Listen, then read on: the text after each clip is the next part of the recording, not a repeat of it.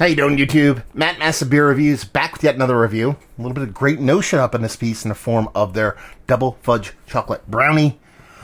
Yeah, this comes courtesy of my boy Steven, and weirdly enough, I have not done a Great Notion beer review-wise in a very long time. You know, they've gotten quite popular, especially for their big stouts and their hazies.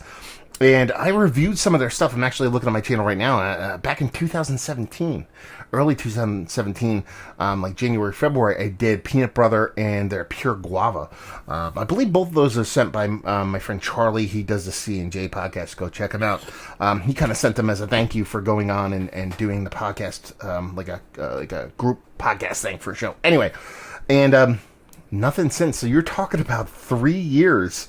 I have not reviewed this brewery, which is bonkers because I've had a ton of Great Notion stuff, but it's all been pretty much at like bottle shares or EQ releases and all that kind of stuff. So it's going to be fun to dive into this. Now, I'm in the mood for a dessert beer, 11.5%, something called Double Fudge Chocolate Brownie. It's an Imperial Stout with chocolate and coconut. Let's dive in.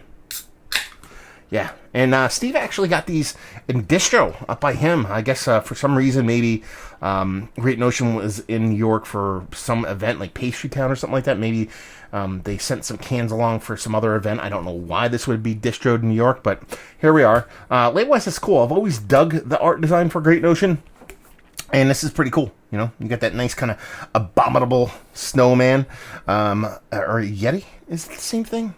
This is Yeti's Sasquatch. Anyway, yeah, the abominable snowman eating a nice fudge brownie, and that'd be that. Is there any other information on here?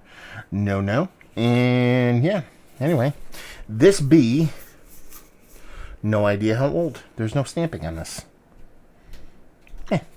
It's a big, huge Imperial Stout. We should be fine. So I did get the art design, and it looks like a big old sticky, huge Imperial Stout. Let's see if we can get a nose.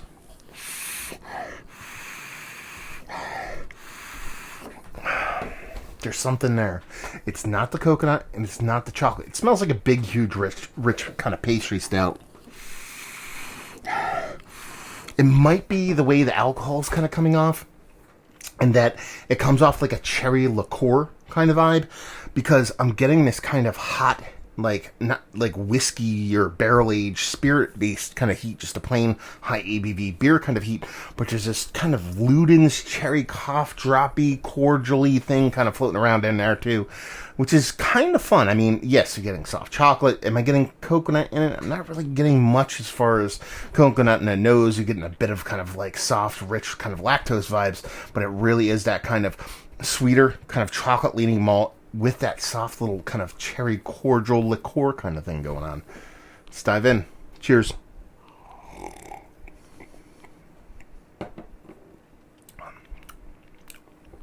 Okay. That didn't drink nearly as sweet as I thought it was going to be. I'm really curious about the date on this sucker. There's a sticker on here. I assume it's from the retail place. I don't believe it's covering any kind of dates. Oh, there we go. It says Yeti Fuel up here. And it says 12/24/19. So you're looking about, you know, just under 3 months old, which should be totally fine for 11.5% stout. But yeah, it didn't drink as hot nor as sweet as I thought it would be. Sure, it's a sweet beer. I'm not going to sit here and lie to you, but it's not like overly cloyingly sweet.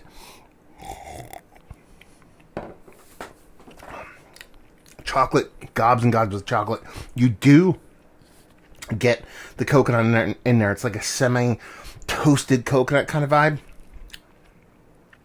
That kind of cherry thing that I was talking about in the nose doesn't really follow through too much on the taste, but there is that kind of slightly kind of, it's not heat, it's evaporative alcohol kind of vibe to it. The biggest knock I'm going to give this is it does have that metallic astringency thing that I'm susceptible to, but typically only rears its head in lower ABV malt forward beers. I'm getting a very tinny kind of tin can kind of taste kind of off of it. It's not huge, but it's big enough to kind of power through this 11.5% beer. Now, with that thought in mind, I would like to say this every single time I get that in a beer. I'm super susceptible to that off flavor. And it's something that I can't escape it a lot of times when it comes to darker beers. So I don't know if a lot of people would actually get that in a beer. I think it's more of a me problem than a beer problem. But there's a lot of beers I don't get it in. So obviously it's there. How much it's going to affect you is your mileage may vary on that one.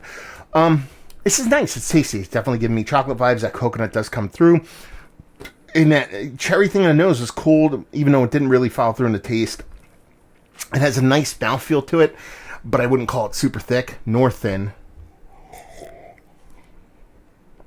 Just kind of nice. And actually a little bit better than nice.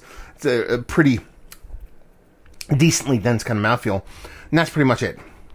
So beyond that little bit of tinniness that I get in there, the only thing I'm lacking here is a little bit of kind of wow factor. 11.5%. A fudgy, brownie kind of coconutty beer. Even though I do get those kind of flavors in here, I'm not getting them in spades. They're not just gobs and gobs of it. I kind of want that. 11.5%. I want this big, huge kind of brownie-based kind of beer. And while it gives me all the components of what it's kind of talking about, the volume's just a little bit too low for me to kind of go gaga over. But it's a fun beer. I mean, it's a pastry stout. It does what it's supposed to do, and it does it quite well. I just want a little bit better than well. And that's just me. So let's talk about it. It's one of the better kind of pastry stouts I've had as of late. Even with that in mind, it still is. This is not towards the top. Bag availability. I forget what Steven paid for these, but if you want to chime in, let me know what you paid for this and the other one, because he gave me two. Conversely, if anybody out there on the West Coast who does frequent Great Notion, if you can let me know what this actually goes for out of the tap room, that'd be a cool kind of side by side to see what it cost off a shelf in New York State versus over there, and leave you with, if you like what we like this beer. If you like pastry stouts, something that isn't too cranked to the volume, because I know some people do dig that, and you're not really all that susceptible to that kind of tinny, kind of metallic astringency thing that I am, this would probably be a really enjoyable kind of big Imperial pastry jam. So there you go. Another review in the books. Hopefully you guys enjoyed it. Down there if you want to talk about it. Massive Beers if you want to check me out doing the social media stuff. Beer Massive. You want to check me out doing the whole podcasting thing. And hopefully you guys enjoyed the review. Hopefully you're enjoying a little bit of pastry, abominable snowman goodness. Hopefully see you next time. Cheers.